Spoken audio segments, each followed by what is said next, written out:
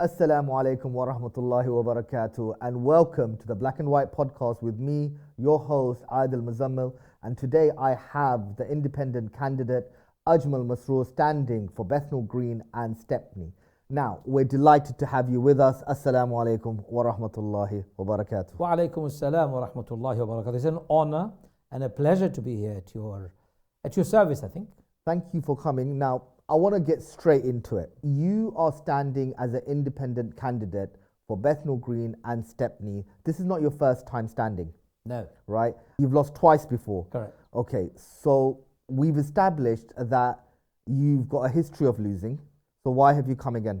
You know, in life, you've got to keep on trying. And only through trying, you get to succeed. Many parliamentarians never became an MP just by trying once. Even Prime Minister Theresa May, Tony Blair, many people like that became prime ministers of this country, even became an MP after trying several times. Okay, but you're an imam. Amazing. Right? But you're also a councillor. Brilliant.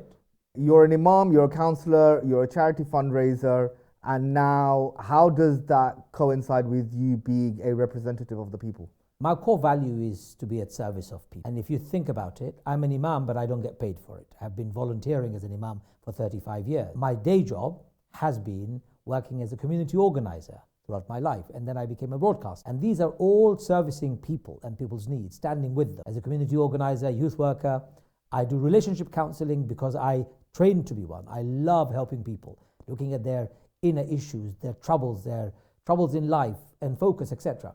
So all of them direct you to one thing, and that is I would like to serve my people and the community, and I enjoy doing exactly that. So are you then going to take a salary if you're going to work for the government?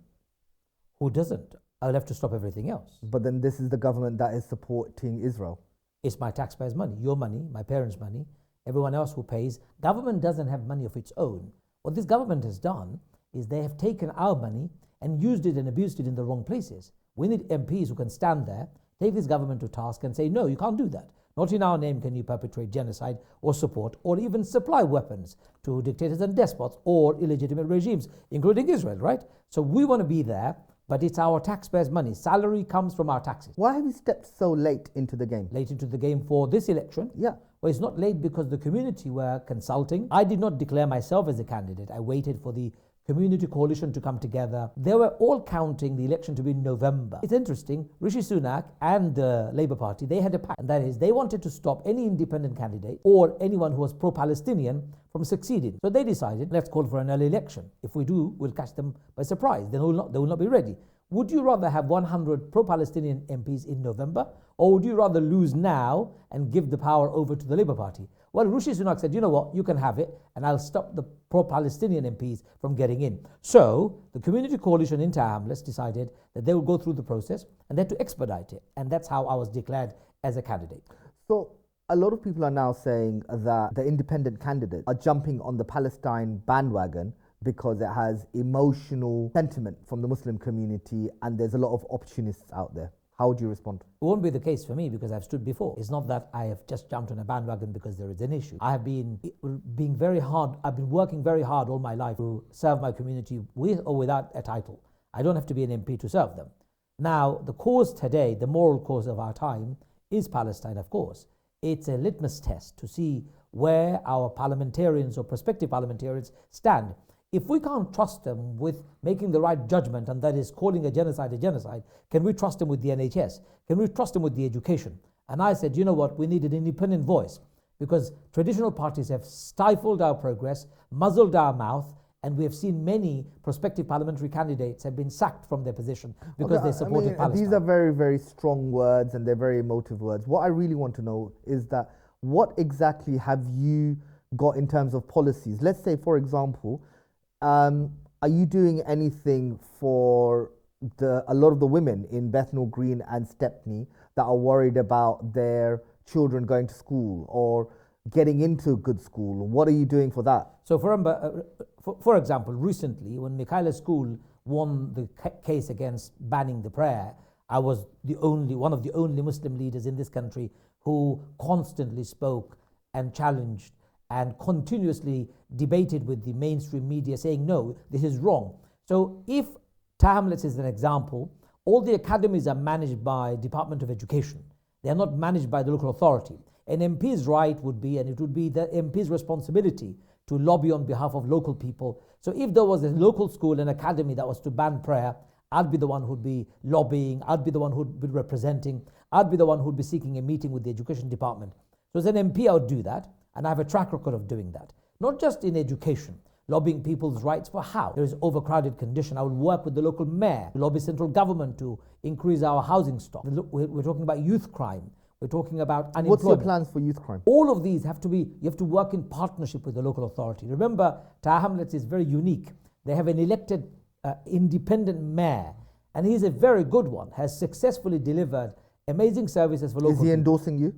He is saying, you are an independent candidate, you carry on doing your work. If you get elected, we'll work together. So we know that George Galloway has endorsed you. Yes. But has Lutfur Rahman endorsed you? Well, he can't, because he's an elected politician in the local council.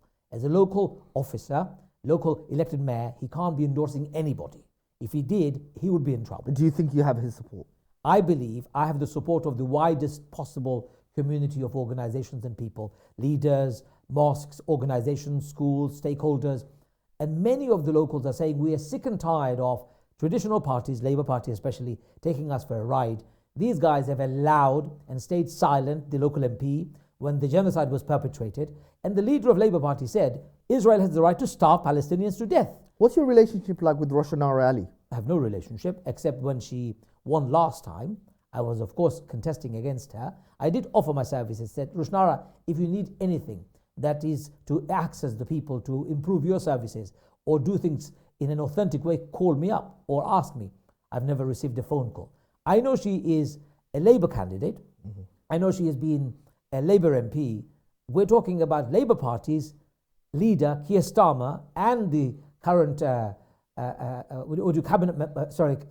Labour Party's leadership being at the forefront of supporting genocide, aiding and abetting Israel in perpetrating genocide.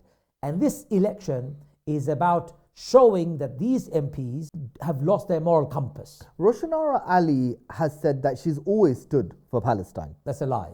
We've got records to show there's been 7 attempts in the parliament to call for a ceasefire through early day motion, government opposition motion, SNP motion. In all cases, either she has abstained or joined her party to scupper a motion or refused to sign an early day motion. So she's lying through her teeth, and that's not acceptable. So you're suggesting that she is not pro-Palestine? No, she's not pro-Palestine. If she was, for the last 7 to 8 months, 40,000 Palestinians have been massacred. Where has she been? Has she even called for a ceasefire? Once? No.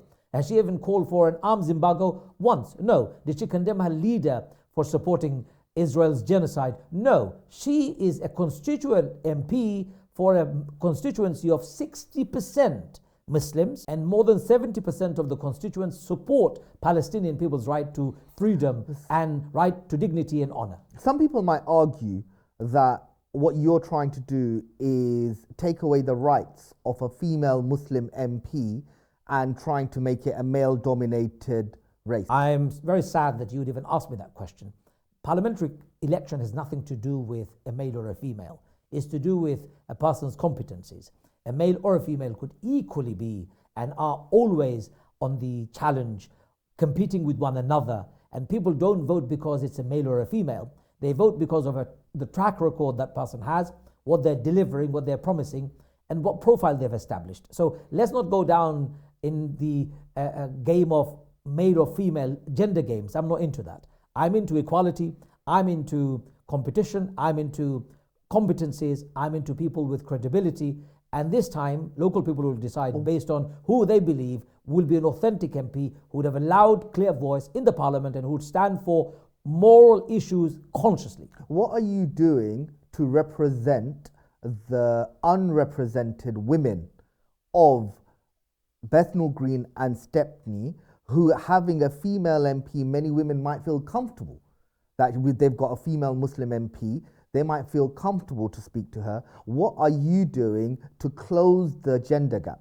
Well, to be frank, I've spoken to so many people, male and female, while I'm knocking on doors, distributing leaflets and meeting people during the campaign trail. And all of them that I've spoken to said, we don't want Rushnara anymore. They're saying it not because she's a female or a male, it's just that she has let us down. Our party has let us down. They've let the Palestinians down. So I understand you're saying that she's let them down, but what you're not answering the question is, what are you doing to close the gap? Yeah, I'm just about to answer it. So in terms of the gender imbalance in our society, this can't be changed by an MP overnight. Rushnara hasn't been able to change that either. It has to be done through working with the community, working with organizations, grassroots, mosques, and all the organizations in the area to make sure that people, ladies and gentlemen, they have access to provisions and services equally. We don't want to get into a gender battle here. All my life, have fought for the rights of ladies here in my own constituency, as well as in mosques, in television, in radio. If you come to the mosque that I've led, I've insisted on ladies having equal rights inside the mosque. And I have a daughter, and when she was young, I used to take her to the mosque on a pouch, one of those carriers, and I would be delivering sermon with her here, a little girl. And everybody said to me, wow, that's breaking all the stereotype. And my girl stood next to me until she turned into a woman, and then she went and joined the congregation with the ladies. But she prayed with me at the front, and the community was absolutely overjoyed by seeing how I was empowering women. So I have a track record of fighting for the rights of women from religious perspective, in society, in economy, and in politics. So listen, a lot of the students now are sitting their GCSEs and their A levels, and they feel quite strongly about what's happening, particularly that there are members of British society that are going to go and fight in Israel, yet when members of British society go to fight for Palestine, it's seen as a terrorist crime. How do you answer to something like that? Well, let me start by saying my son and my daughter are sitting GCSEs and A-levels right now. My heart is with them. And Rishi Sunak should hang his head in shame that he called for an election during the thick of exam period. But he did it in a very nasty and a crafty way, in my view, because it scatters everyone's plans. He wants to remain the Prime Minister. So I want to condemn Rishi Sunak first for calling an election during exam period. And my heart goes out to children who are struggling, whose parents are campaigning, and they're trying to balance all of it. So children, well done to you for doing all of this. I hope and I pray that you do well, including my own children. Secondly, many of our youngsters are absolutely livid. My children too. There is double standard in our country.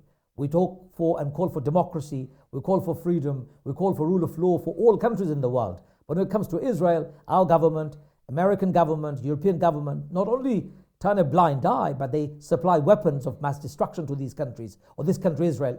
Our kids are absolutely livid. But they're even more vexed by the fact that many Israel supporting individuals from Britain have gone over and joined IDF, the Israeli Defense Force, they call it. I call it Israeli Occupation Force. And they have perpetrated genocide. They have taken part in killing Palestinian men, women, and children. When they return to this country, I will demand a thorough investigation on each and every soldier who has gone and joined IDF. And if they're found guilty of any crime, violation of international law, war crimes, they should be arrested and tried. Remember, International Criminal Court is on the verge of issuing an arrest warrant against Benjamin Netanyahu and his cabinet. I would hope the British government would uphold that and not offer diplomatic immunity to any of them. In fact, I'm looking forward to International Court of Justice calling this a genocide. Even though they've already called Israel to stop the war in Rafah, attacks in Rafah, Israel has turned a blind eye, has done nothing. And America and Britain has done nothing to enforce the ICJ's ruling. This is a disgrace. This is called hypocrisy and double standard. And this is what I will be talking about in the parliament if I'm elected. Calling for consistency and equality between all humans. Palestinians have a right to live life and to live freely and secure. Okay, there's a large number of people that have not registered to vote yet. What and why should we vote? If you want to make a difference, if you want to change the world, if you want to change the destiny of your families and the future generation, you got to do something active. In our country, in our democracy, voting is one of those powerful tools that we have at our disposal. Go and vote. Exercise that right. Put your vote next to a person that you trust, a person who will represent you, a person who will speak on your behalf. If you don't vote, if you don't register, somebody else will, and somebody else may vote for the wrong person. So I'm asking all young people, please vote. It's your home, it's your country, it's your future, and a vote would make a huge difference. Overall, don't trust politicians. No, don't. That's true. My daughter says that all the time. However, It's our failure that we haven't put right kind of politicians in the parliament.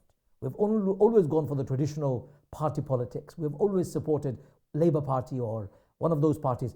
What we need to do is we need to send politicians who are not driven by their desire for career, number one. Number two, those politicians who will not be chained by their party politics or party bureaucracy or by the whip.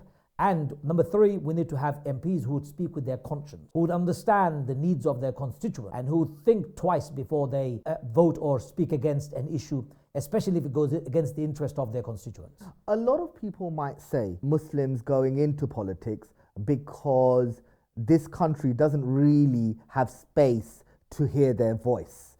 In a way, that's true when it comes to party politics. Some of us have been through a journey in life. I've been through a journey. I began with party politics. I was a member of the Labour Party long time ago. I resigned and left when Tony Blair took us to war, illegal war, Iraq war, if you remember. It was Charles Kennedy's speech in the parliament who called it an illegal war, who called immediate end of all of that drew me into Liberal Democrats. So I resigned from them, joined Liberal Democrats, I stayed with them. Very soon I realized, even though I successfully contested an election and got the Lib Dems a huge amount of votes, they suspended me from the party because somebody made an allegation against me without any proof. What was the allegation? Anti-Semitism. And 6 months to 1 year, I fought against the party's machinery, and I was vindicated, exonerated. Such allegations, was thrown out. But I had to go through hell for a year. And I can tell you, people after people, and we've seen it in this election, whose names have been dropped just because there is an allegation of anti-Semitism, allegation of something which is completely frivolous. And with Muslims, it's even more difficult, especially if you're a conservative Muslim, practicing Muslim, if you're a loyal Muslim. There are some irreconcilable differences between our faith and secular values. And if you are pushed and told that if you do not subscribe to secular values 100%, you'll be banished, you'll be sacked, or you'll be forced to resign or cancelled, then you don't find yourself fitting into a mainstream political party. So your presumption that political parties may not be as comfortable for Muslims anymore, it is right.